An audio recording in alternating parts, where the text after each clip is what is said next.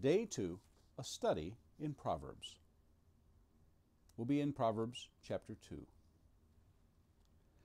My son, if you receive my words and treasure up my commandments with you, making your ear attentive to wisdom and inclining your heart to understanding. Yes, if you call out for insight and raise your voice for understanding, if you seek it like silver and search for it as for hidden treasures, then you will understand the fear of the Lord and find the knowledge of God. For the Lord gives wisdom, from his mouth come knowledge and understanding. He stores up sound wisdom for the upright. He is a shield to those who walk in integrity, guarding the paths of justice and watching over the way of his saints. Then you will understand righteousness and justice and equity, every good path. For wisdom will come into your heart, and knowledge will be pleasant to your soul. Discretion will watch over you.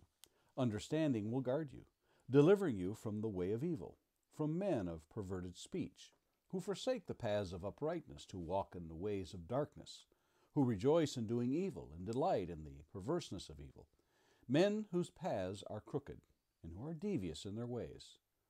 So you will be delivered from the forbidden woman, from the adulteress with her smooth words, who forsakes the companion of her youth and forgets the covenant of her God.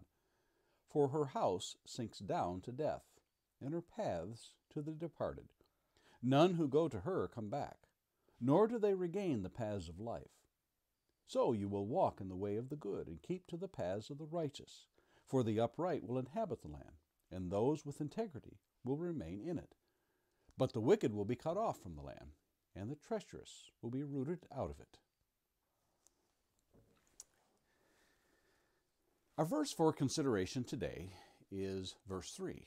Yes, if you call out for insight and raise your voice for understanding. Do you know what I'm leery of? Those commercials that promise big results. You know the ones, the chiseled bodies of those 0% body fat athletes working out on those gizmos that you ride or lift or pull or contort your bodies to get you into shape. And those contraptions you buy for your kitchen that promise to transform your ordinary meals into something from those cooking shows. Or those supplements that are designed to help your, what's that thing? Your memory. They're just too good to be true. In today's passage, Solomon makes a pretty big promise. Can it be that simple? Just want it, and you can have it? Well, that's the problem with advertising. Very seldom do you see an ad that says, if you work out on this machine endlessly, day after day, you'll get that body. Or if you study cooking and cuisine for years, you could use this device. Or take this pill for an extended period and you'll get I've forgotten what that pill's supposed to get. But you'll get it. Does Solomon promise immediate results effortlessly? No. Look at the process. First, you must receive his words, and that's not as easy as it sounds. Then you must treat it like a treasure, something of great value. Then you must be actively listening for wisdom. You must stretch out your heart towards understanding. Cry for it, scream for it if you must. You must seek it as if it were an ancient expedition searching for precious metals or hidden treasures that must be unearthed. Does that sound easy? You think this is a 5-minute exercise in the morning while you're rushing to get on with your day? Absolutely not. This is a consuming desire, yes, an obsession to get wisdom. My eyes have been attentive in the scriptures for the if-then propositions, and there are dozens and dozens in the Bible. They typically follow the, if you do this, good or bad, then you can expect this. Consequently, again, good or bad. If, and it all hinges on that one word, if.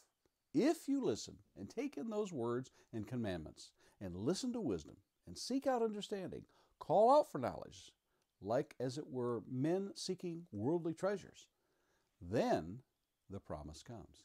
Then you will understand the fear of the Lord and find the knowledge of God. It sounds rather familiar, doesn't it? Well, that's exactly what James admonishes to us. James 1 verses 5 through 8 tells us, "If any of you lacks wisdom, let him ask God, who gives generously to all, without reproach, and it will be given to him. But let him ask in faith, and with no doubting. For the one who doubts is like the wave of the sea that is driven and tossed by the wind. For that person must not suppose that he will receive anything from the Lord. He is a double-minded man, unstable in all his ways." In its essence, that is what Jesus taught in the Beatitudes. In Matthew chapter 5 and verse 6, Jesus tells us, "Blessed are those who hunger and thirst for righteousness, for they shall be satisfied." If I'm really honest with myself, the reason those gizmos and contraptions and potions don't work is more than likely my own lack of desire and motivation. James says I must pursue this desire for wisdom with faith, and faith is not just a mere belief, but an active one. Jesus says, "If I hunger and thirst, I will be filled." Hunger and thirst are two of the most powerful forces in the human realm.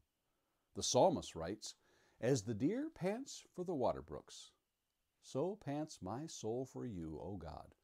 My soul thirsts for God, for the living God. When shall I come and appear before God?" Psalm 42, verses 1 and 2. And again the psalmist writes in Psalm 107, verse 9, "For he satisfies the longing soul, and the hungry soul he fills with good things." The payoff for this acquisition of wisdom, knowledge, and understanding comes when they watch over you and protect you from the ways of evil, verse 12, from men who walk in darkness, verse 13, and from the forbidden woman whose ways lead to death, verses 16 through 19. What we get is not just information for information's sake, but that which enriches life. Are you ready for a treasure hunt today? And Lord willing, we'll meet again tomorrow.